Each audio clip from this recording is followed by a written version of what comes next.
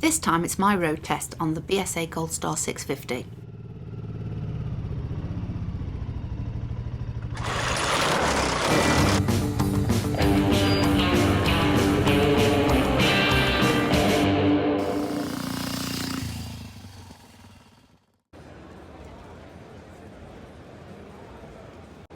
We had to wait an awful long time for the BSA Gold Star 650 to make it to the road, but finally, after months of waiting, I got my hands on one for a road test at Crewe Motorcycle Centre. It has a liquid-cooled, single-cylinder, 4-valve engine developed by Rotax in Austria.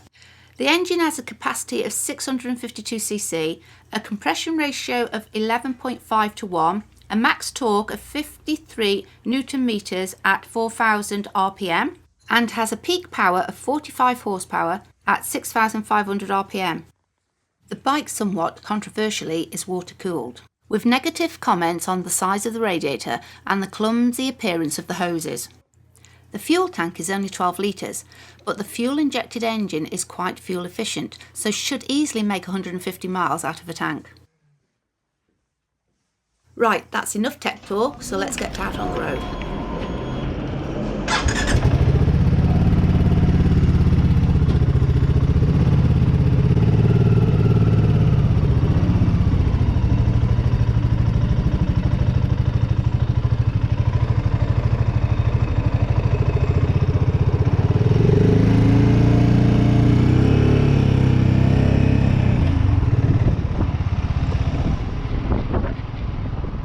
My first impression of the bike is the seat height. At just 780mm is very approachable and ideal for lady riders like myself. And as a bonus, the stylish seat is comfortable too, and roomy enough for yourself and a passenger. I really like the clocks and the way they swing from top to bottom just like the original bike.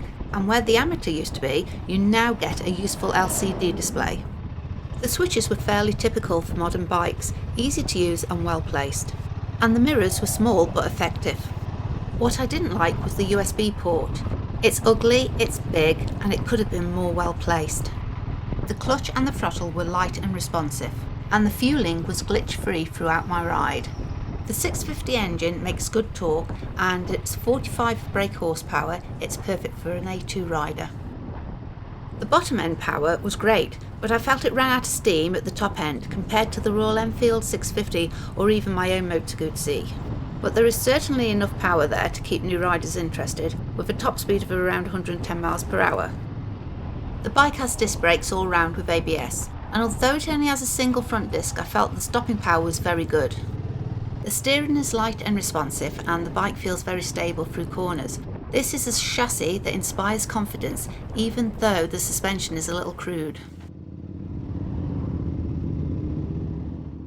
I caught up with a group of lady riders quickly and found that the bike hides its weight really well, making it great for overtaking and weaving through traffic.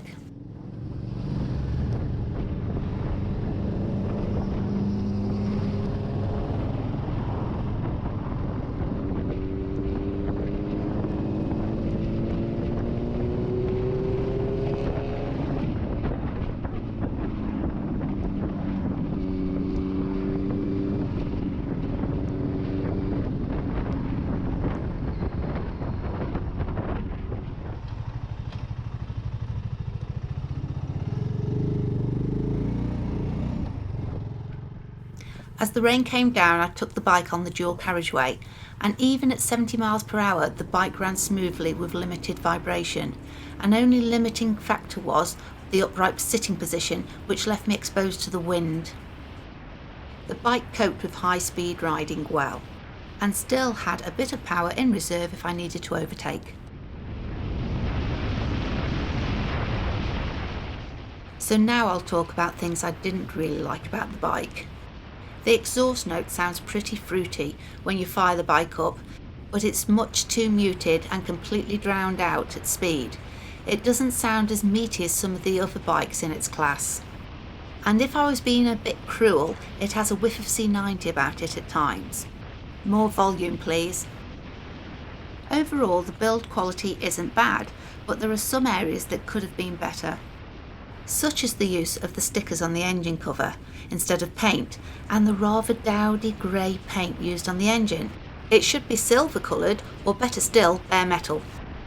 And those radiator hoses and cables could have been routed better. My overall feeling of the bike is that it's nicely styled and keenly priced. But would I choose one of these over the slightly cheaper Royal Enfield Twin? Or more expensive Moto Guzzi or Triumph options? And for me, at this moment in time, I would have to say no. But I would advise that you take the bike out and judge it for yourself. What other bikes or groups of bikes would you like to see us test ride? Maybe you have a bike we could use for a review. Either way, get in touch below. Hope you enjoyed that video. If you did, don't forget to like and subscribe.